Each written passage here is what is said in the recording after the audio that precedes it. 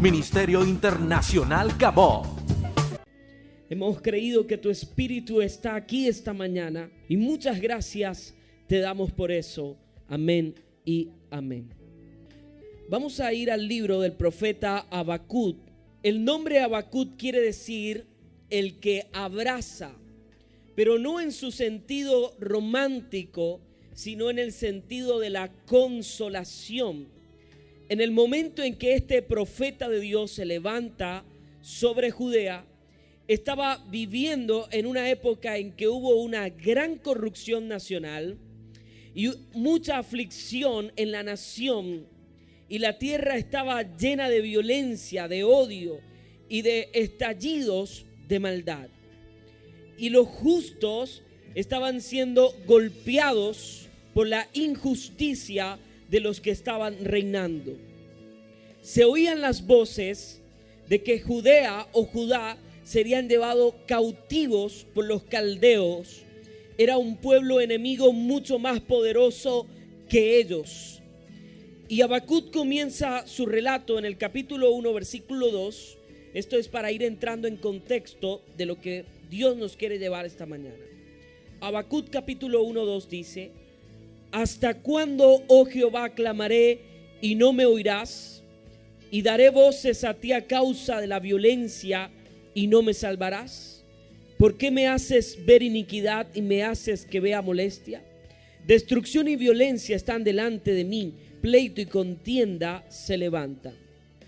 Dios tiene razones para ser paciente con la gente que hace maldades, pero Dios también tiene razones para detener sus operaciones cuando un pueblo ha pedido que Dios actúe.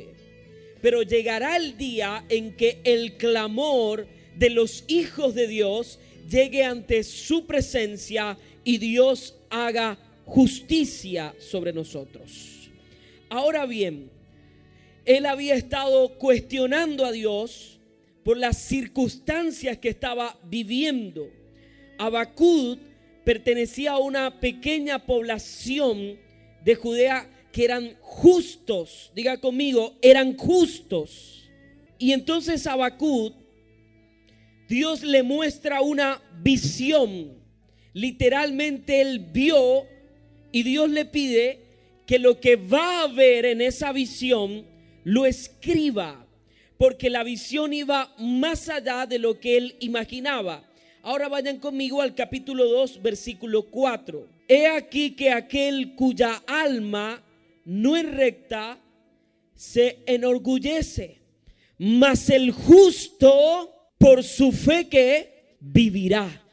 Eso no es solo una profecía, fue una visión. Miren que el libro de Habacuc en su capítulo 2 describe que era una visión que este profeta había visto. Quiero decirle esta mañana a todos los que estamos aquí, la fe es algo que simplemente no se ve. Cuando tú decides creer, es entonces cuando se convierte en una certeza. Pero yo quiero que desglosemos esa gran verdad que revolucionó el pensamiento bíblico. Él lo vio como una visión porque él hacía parte de los profetas posexílicos. Él pudo vislumbrar lo que un día sería que un justo viviera por fe. ¿Qué es eso de vivir por fe? Primero debo aclarar algunos mitos que la iglesia ha hecho respecto al vivir de fe. Hace algunos años los jóvenes dejaban sus universidades y decían: dejo la universidad porque voy a vivir por fe. Entonces no estudiaban, sino que se iban a servir al Señor. Y luego había una muchacha en la iglesia, se casaban con la muchacha y alguien les preguntaba: ¿y de qué van a vivir? De fe. Y entonces al día siguiente del matrimonio oraban para que el palo de mango fuera yuca, porque eso era fe. Así creció toda una generación sin sueños, sin expectativas, sin entender lo que es vivir en fe. Y muchos de ellos vino sufrimiento, vino frustraciones y vino dolor. ¿Qué es vivir por fe? ¿Cuántos están viviendo por fe aquí? Vamos a ver. ¿Cuántos están viviendo por fe? ¿Cuántos están viviendo por fe en el Señor? Bien, hay que entonces aprender a definir qué es la fe. La fe en hebreo significa fidelidad. Luego que entendemos que la fe es fidelidad, tenemos que entender quién es ese justo que vive por fe. Usted puede estar viviendo en fe, pero tal vez no es justo. Usted puede tener fe por muchas cosas. La gente, aunque no cree en Dios, puede tener fe en sí mismo. La gente suele tener expectativas o fidelidad con algunas cosas, pero no es justo. Y para vivir en fe hay que ser justo. Los justos heredarán la tierra y vivirán sobre ella para siempre. Eso fue lo que el Señor dijo. La pregunta es ahora, para vivir en fe, ¿qué necesito? Ser justo. Y ese era el llamado que Dios le estaba diciendo a Habacuc. El pueblo no es justo porque el pueblo se ha embriagado en la injusticia de los hombres. Creo que el contexto histórico y social de Habacuc es igual al de nosotros. ¿Cuántas decisiones judiciales nos parecen injustas? La ley de los hombres es injusta. No es la doctrina de los hombres lo que nos hace justos. Se entiende que alguien justo es un hacedor o cumplidor de la ley de Dios. Y sencillamente usted no puede vivir en fe si usted no es un hacedor de la ley de Dios. Porque si usted no es fiel con Dios, Dios no puede tener compromisos con usted. El hombre no es capaz de producir esa justicia que lo hace justo. Ahora, ¿cómo nosotros creemos realmente que tenemos fe? ¿Cuántos tienen fe en esta mañana? ¿Cuántos tienen fe esta mañana? Bien, la fe se desarrolla en la intimidad con Dios. La Biblia dice, entre más te conozco, más quiero saber de ti. Quiero que vayan conmigo, se trasladen conmigo al libro de Hebreos, capítulo 11, versículo 4. Nosotros solemos confundir la fe con un pensamiento positivo. Hoy se nos dice que usted debe tener un pensamiento positivo y ese positivismo que nosotros trasladamos a nuestra mente nos va a ayudar a alcanzar lo imposible. Y es de esa manera que hemos creído que Dios es un fin para nuestro éxito personal. Hebreos capítulo 11, 4 dice: por la fe Abel ofreció a Dios más excelente sacrificio que Caín, por lo cual alcanzó testimonio de que era ¿qué? Justo, dando a Dios testimonio de sus ofrendas, y muerto aún hablaba por ella. Ahora, ¿cuál es la diferencia inexorable entre la ofrenda de Caín y la ofrenda de Abel? Diga conmigo, la intimidad con Dios. Vaya conmigo al libro de Génesis capítulo 4. Usted no puede tener fe si no tiene comunión con Dios. Miren esto. ¿Cuántos tienen fe? Ya poquitos van diciendo menos fe, ¿verdad? Ok. ¿Cuántos tienen fe? Si usted tiene fe, que se encienda este micrófono, por favor. A ver, ¿dónde están los que tienen fe? Que se encienda el micrófono. Aún no se ha encendido. La fe no es un acto de magia que mueve las cosas sin un sentido espiritual en Dios. La fe no es una negación de la realidad. La realidad es que falta mucha gente aquí esta mañana. Por fe vendrán, pero no estamos negando la realidad, sino que estamos creyendo que Dios cambiará de este estado a un mejor estado. Y entonces, ¿por qué el micrófono no se ha encendido? Algunos dicen que la fe hay que accionarla. Vamos a ir aprendiendo qué es la fe verdaderamente y vamos a ver qué pasa con este micrófono alrededor de este mensaje. Génesis capítulo 4, versículo 3. ¿Estamos? Y aconteció andando el tiempo que Caín trajo del fruto de la tierra una ofrenda a Jehová.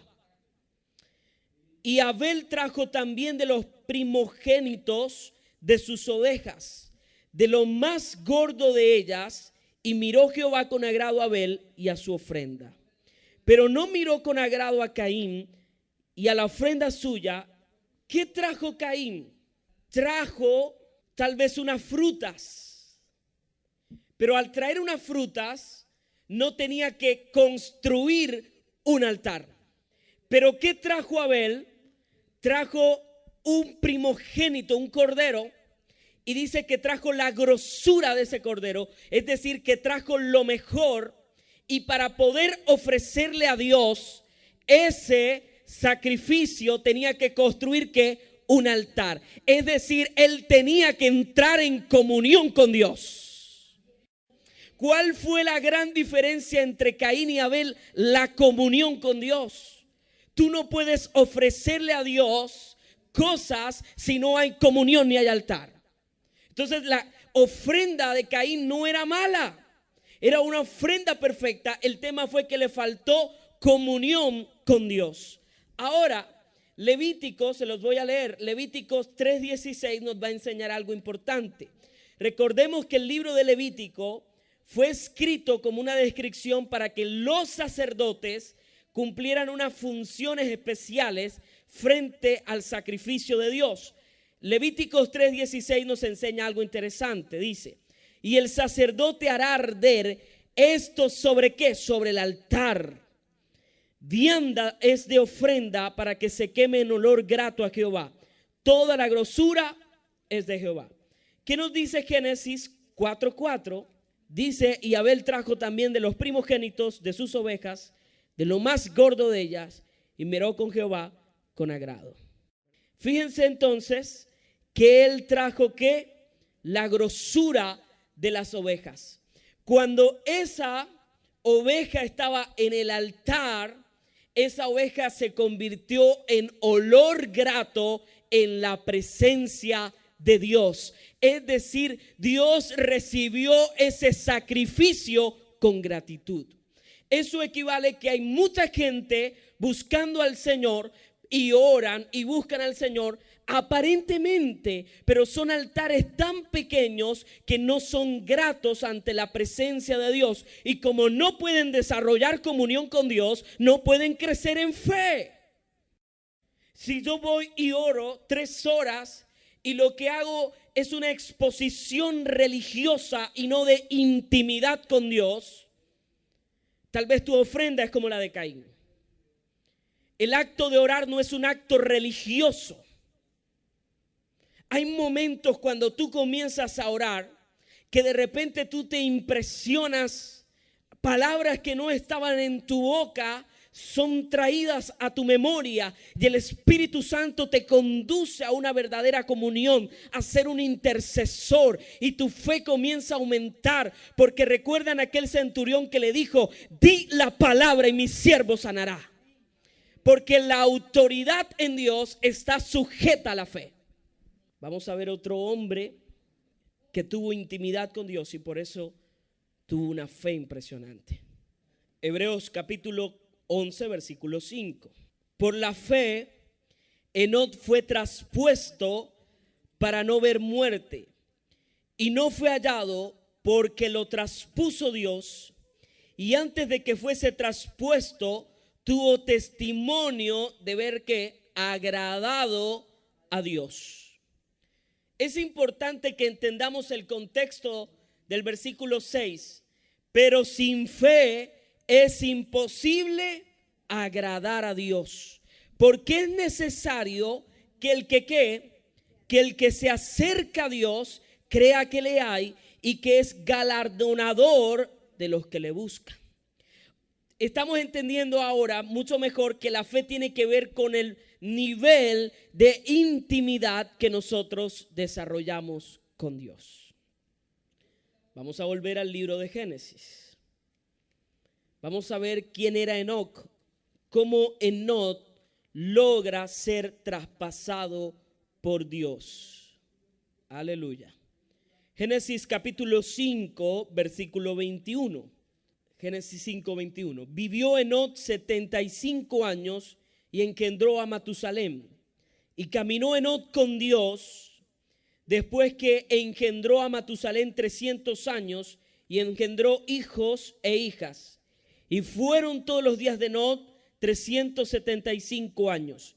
Caminó pues Enoc con Dios y desapareció porque le llevó Dios. La comunión de Enoc con Dios fue tan íntima que el Señor lo trasladó a la gloria con él antes de que terminara su vida. Por causa de su fe fue traspuesto. Además, agradó a Dios. La historia que hemos leído, que comienza en Habacuc, que nos describe días malos, que nos describe la injusticia. Yo no sé cuántas injusticias han cometido las empresas de servicio público con usted, pero eso es injusticia. Toda injusticia es pecado. ¿Cuánta gente te ha hecho daño y ha hecho injusticia? Y tú dices, ¿dónde está la justicia de Dios? Todos estos hombres vivieron en días iguales o peores a los nuestros. Y estos hombres tuvieron una característica, que fueron hombres de Dios en intimidad y fueron justos y por su justicia vivieron en Dios. Aleluya.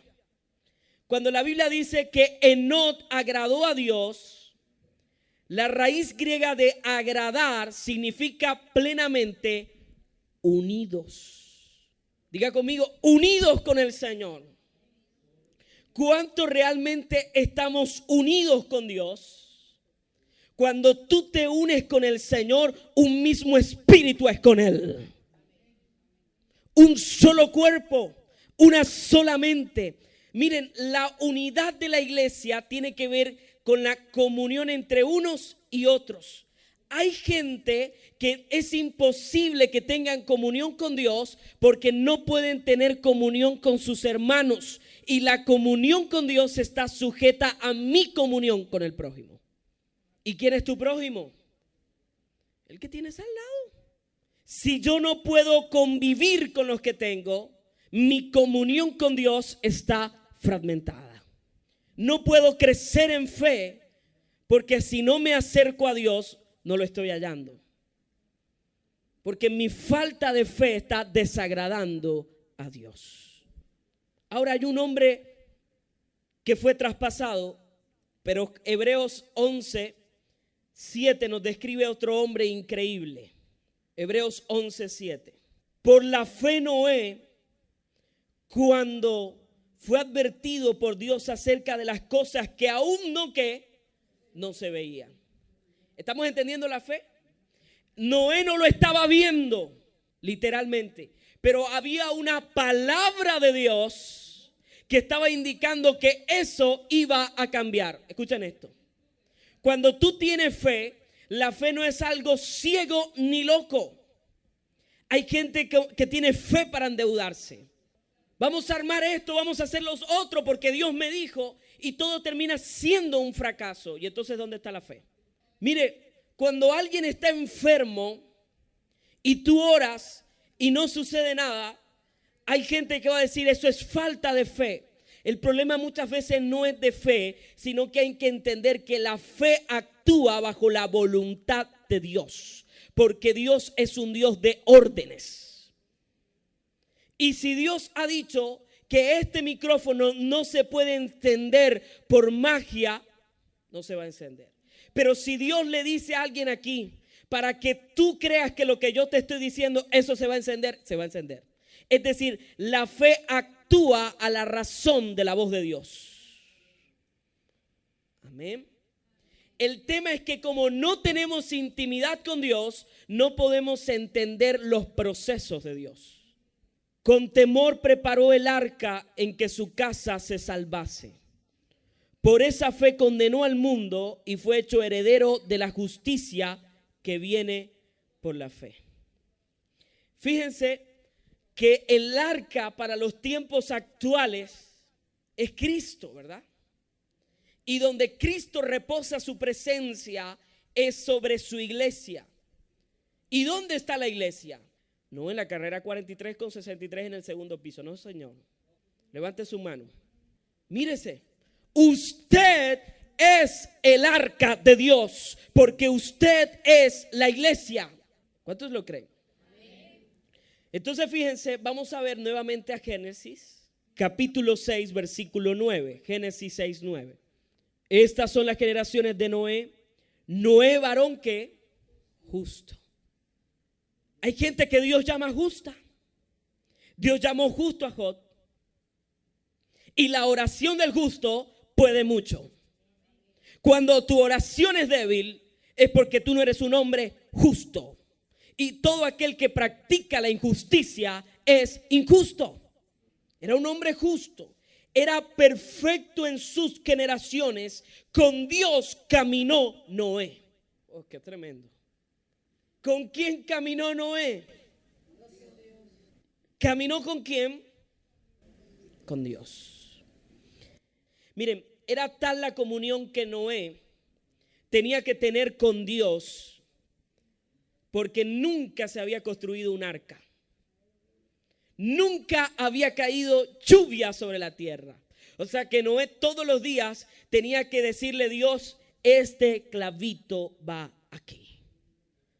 Qué comunión tan poderosa. Y como él creyó, condenó al mundo, dice la palabra. Porque el resto le fue predicado y no creyeron.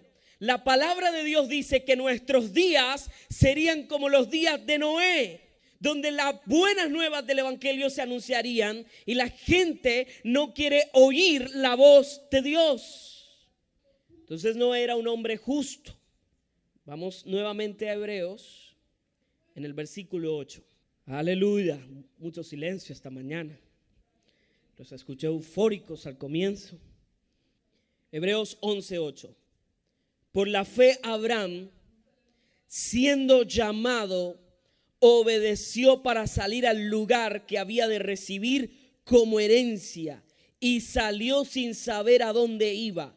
Por la fe habitó como extranjero en la tierra prometida, como en la tierra ajena, morando en tiendas con Isaac y Jacob, coherederos de la misma promesa, porque esperaba la ciudad que tiene fundamentos, cuyo arquitecto y constructor es Dios. Por la fe también la misma Sara, siendo estéril, recibió fuerza para concebir y dio a luz aún fuera del tiempo de la edad, porque creyó que era fiel quien lo había prometido.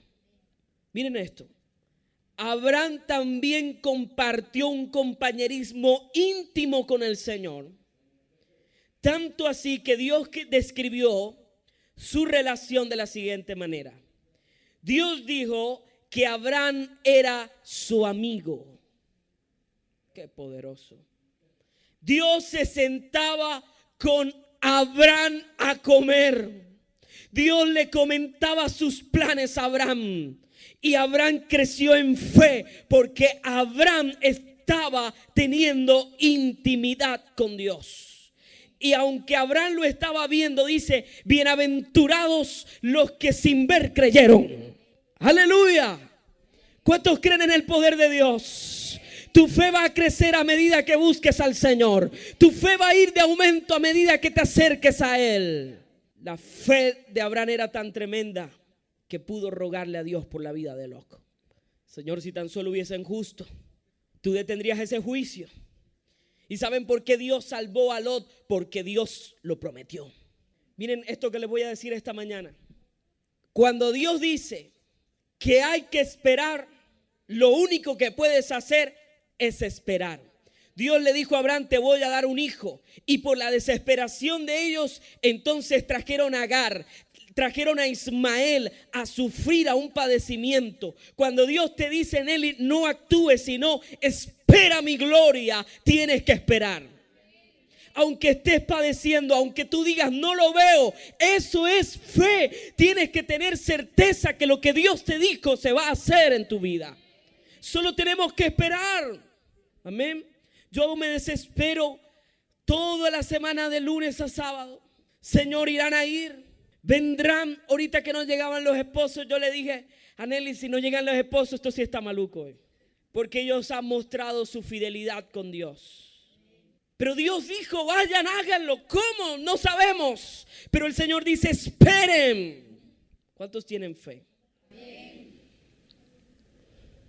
Santiago 2:23 dice, y se cumplió la escritura que dice, Abraham creyó a Dios y le fue contado por justicia y fue llamado amigo de Dios. La relación entre fe y justicia están fuertemente ligadas. Eso no es compatible en el derecho, ¿verdad? Humano. Pero Dios está diciendo que tú eres justo cuando tú crees en Él. ¿Qué es la fe? La fe es una decisión de creerle a Dios, una decisión de fidelidad. Pero tú no puedes ser fiel con alguien si no intimas con esa persona. Aleluya. Esto continúa el Señor hablándonos esta mañana poderosamente. Nosotros solemos pensar que entre más años la gente tiene, Marcos 4:40. Marcos 4:40. Nosotros solemos pensar que la gente entre más fe tiene es por el tiempo que lleva en una congregación. Muchas veces llevamos un tiempo en una congregación, pero no llevamos tiempo con Dios. Y eso es muy diferente. Escucha esto lo que voy a decir esta mañana. Su relación con Dios no puede depender de una congregación. Tu intimidad con Dios debe influir sobre esa congregación. Cuando yo tengo comunión con Dios, yo voy a trasladar esa comunión al lugar de reunión. Entonces las cosas suceden cuando nosotros nos movemos en Dios. Marcos 4:40. Y les dijo, ¿por qué estáis así amedrentados?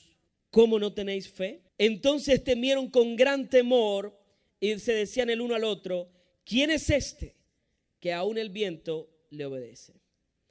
El contexto de ese relato bíblico tiene que ver con una tempestad que se arma allí en el lago de Galilea o en el mar de Galilea.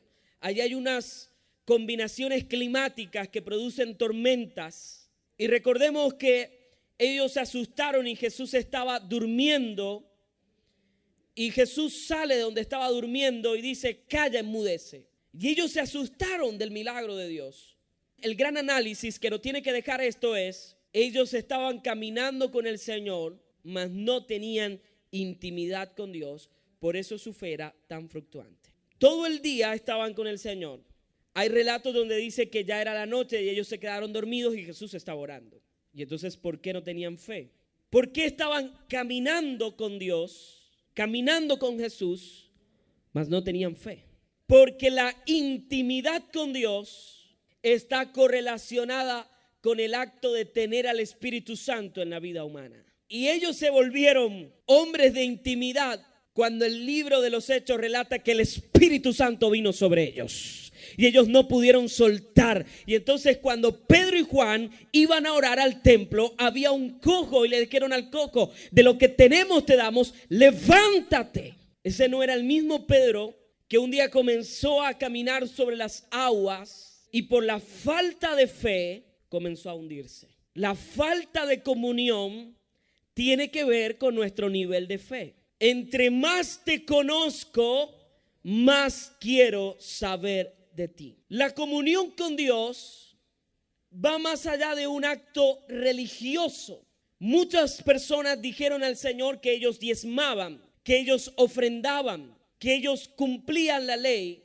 Y Jesús demostraba que el problema no era tener apariencias religiosas, sino el ser un verdadero justo. No es parecer un hombre justo, sino vivir verdaderamente en la justicia de Dios. Cuando yo no vivo en la justicia de Dios, no puedo vivir en la fe del Señor. Entonces hay gente que no ha aprendido a intimar con Dios, mucho menos va a tener fe y a vivir en justicia. Abraham cometió errores, claro que sí, Abraham mintió, pero eso no te da licencia para pecar. Porque las sumas de tus palabras es verdad. Y hay cosas que están en la Biblia, pero no quieren decir que sean bíblicas, correctas delante de Dios. Abraham cogió a la muchacha, a la esclava, y se acostó con ella. Eso no quiere decir que si tú tienes una persona en tu casa te vas a acostar con ella porque Abraham se acostó con Agar.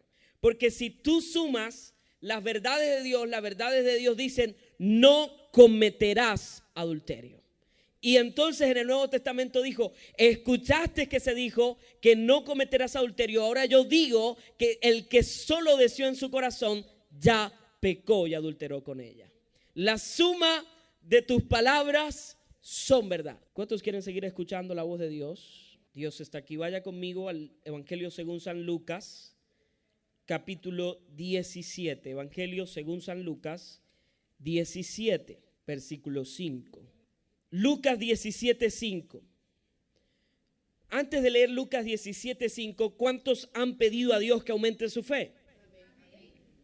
Cuando yo leí este pasaje, yo hice una hipótesis.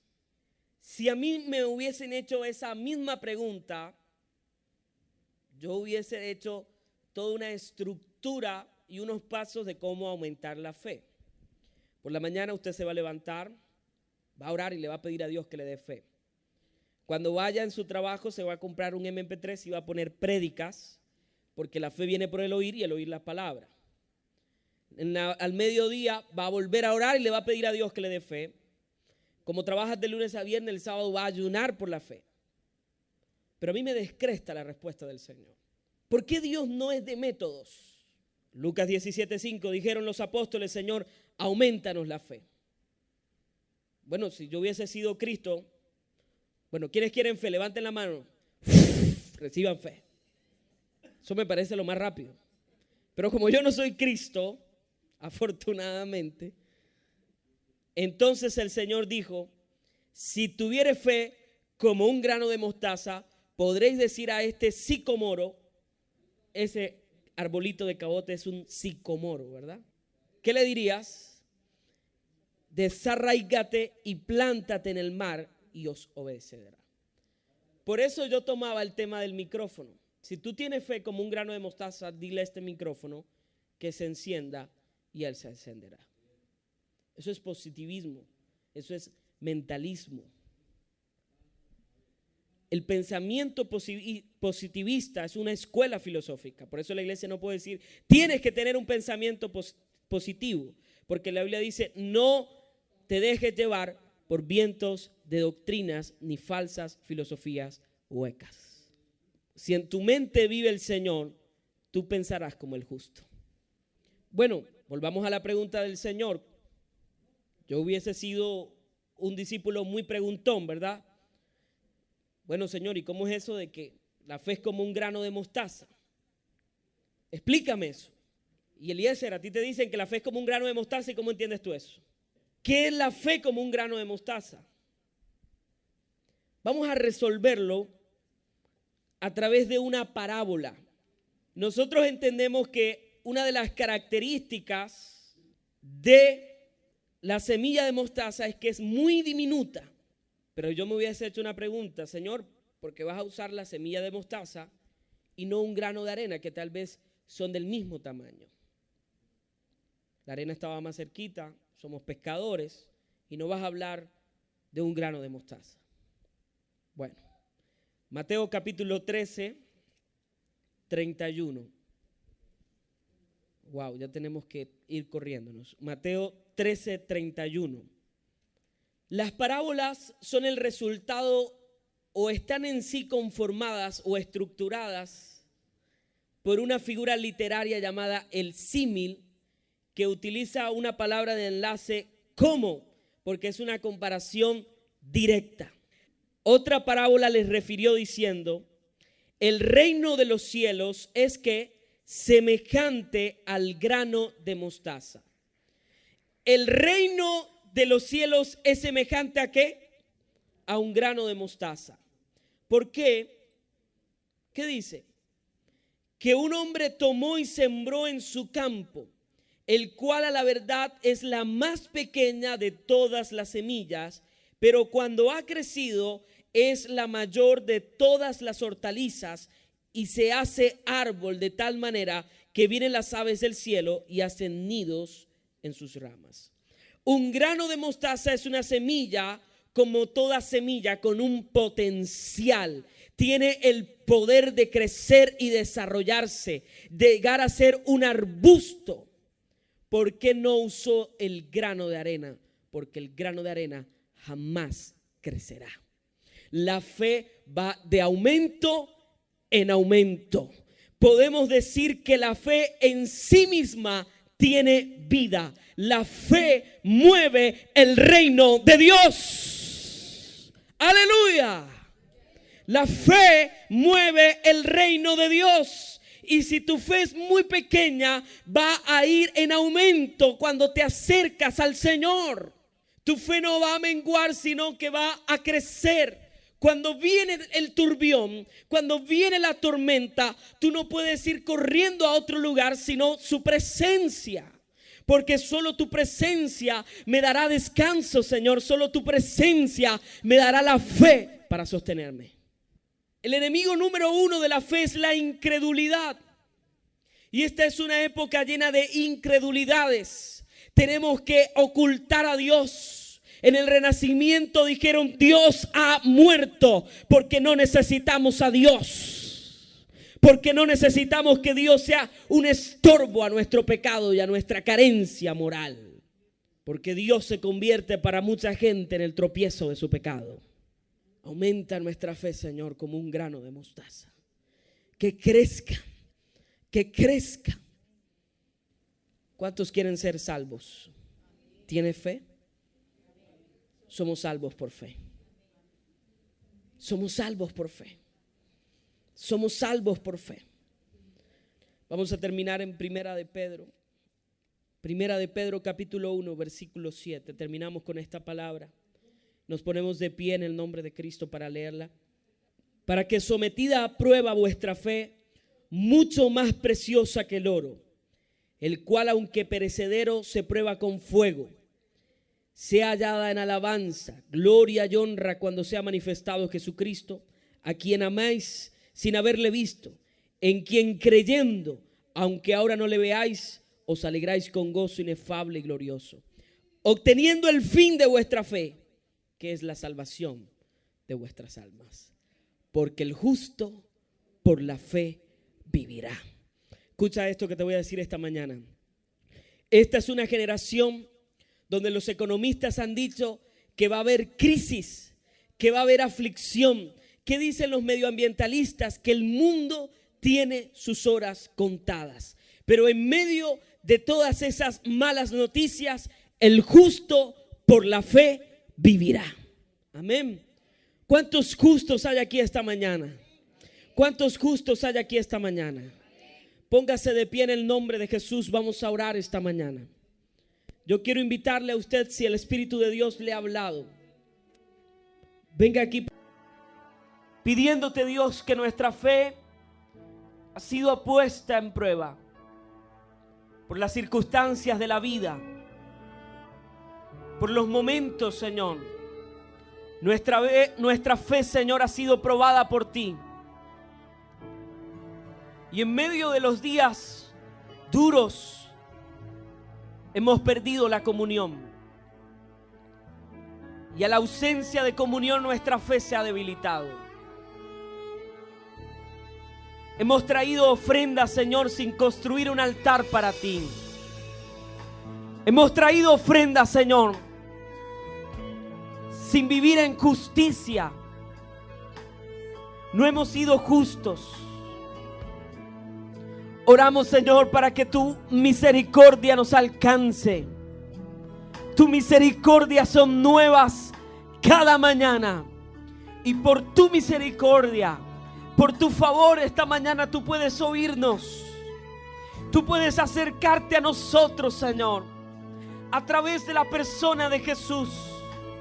Señor, yo creo, mis hermanos creen, que hoy te estamos buscando y te podemos hallar. Hoy estamos tocando la puerta. Hoy estamos importunando el reino de los cielos.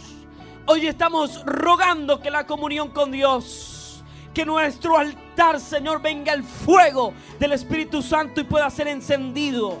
Que nuestra leña, Señor, pueda, aunque haya caído agua, el fuego de Dios pueda encenderla ahora.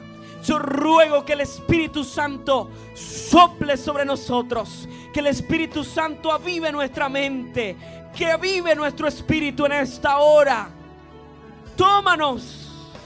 Usted que nos escucha, reciba ahora de la gloria de Dios. El Espíritu de Dios te llena ahora. Señor, danos fe para creer en ti.